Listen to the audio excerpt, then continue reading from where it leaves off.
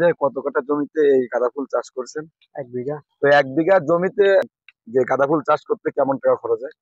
10-12 হাজার। হারভেস্ট করছেন কয়বার? 2 বার। 2 বার। 2 বারে কেমন টাকা বিক্রি করছেন? 3,000 মতো। 3,000 টাকা মতো বিক্রি করছে। আজকের যেগুলো হারভেস্ট করছেন আশা করা যায় কেমন টাকা বিক্রি হতে পারে? এগুলা মনে করেন আজকের যেগুলা হবে তাও 10,000। আপনার কি চারা লাগান নাকি ডোকা লাগান? এটা হলো চারা। চারা। চারা।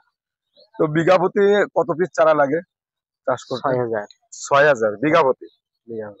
6,000 চারা রোপণ করতে কেমন টাকা খরচ হয়? 5-6 হাজার মানে 6,000 টাকার মতন খরচ হয়। খরচ হয়। 6,000।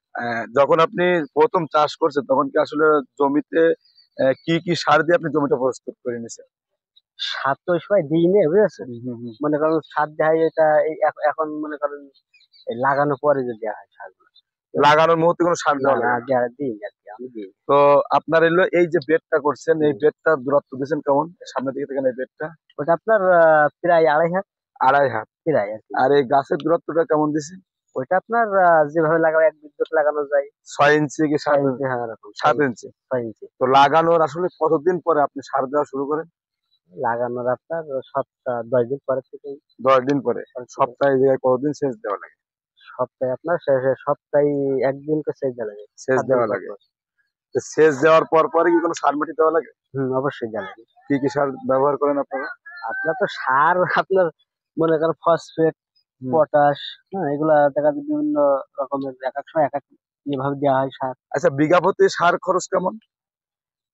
বিঘায় আপনার ওই টাকা চাঁদা দিবি 40 কেজি 30 কেজি মানে এক এক শেষে? এক এক শেষে।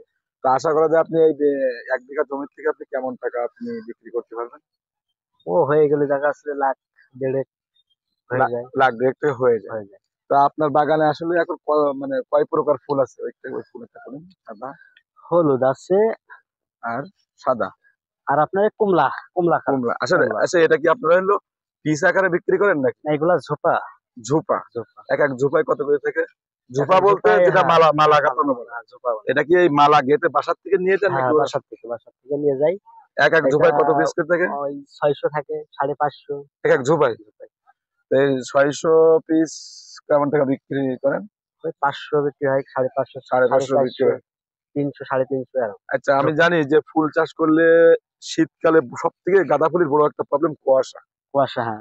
এই কুয়াশায় এই ফুলগুলো পচে যায়। এখন এই ফুলগুলো এত সুন্দর কিভাবে রাখছেন একটু এদিকে তাকায় যদি বলতেন।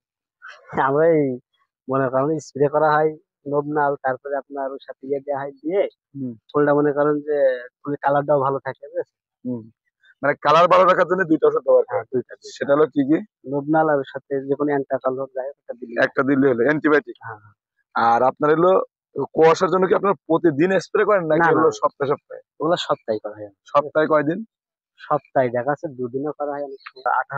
18 লিটার। 18 লিটারে আপনি 2টা ওষুধ কত গ্রাম করে ব্যবহার করেন? ওগুলা তো আপনার ওইভাবে তো মাপা নেই আমাকে, বুঝেছেন? আন্দাজে করে একটা দেওয়া হয়। দেখা যাচ্ছে যে মাপের করে যে এতটা দিলে হয়তো হবে। আচ্ছা এই যে দেখছি আপনার যে টমেটো চাষের মতো এই যে কি বলে সুতা ব্যবহার করছেন, এই সুতা ব্যবহার করলে লাভটা কি? এই যে আপনার ডাল ভেঙে পড়ে যাবে না, ডাল ভেঙে পড়ে যাতে না যায়, গাছগুলো সুন্দর থাকে এবং ভালোভাবে বাজারজাত করা যায়, এই জন্য। এই যে ফুল, এই তো নতুন ফুল এটা মনে করেন 15 দিন রাখা যাবে, 15 দিন 20 দিন রাখা যাবে। রাখা যাবে। আমার নাম মোহাম্মদ শফিকুল ইসলাম। বাসা বালিহুদা, চুয়াডাঙ্গা।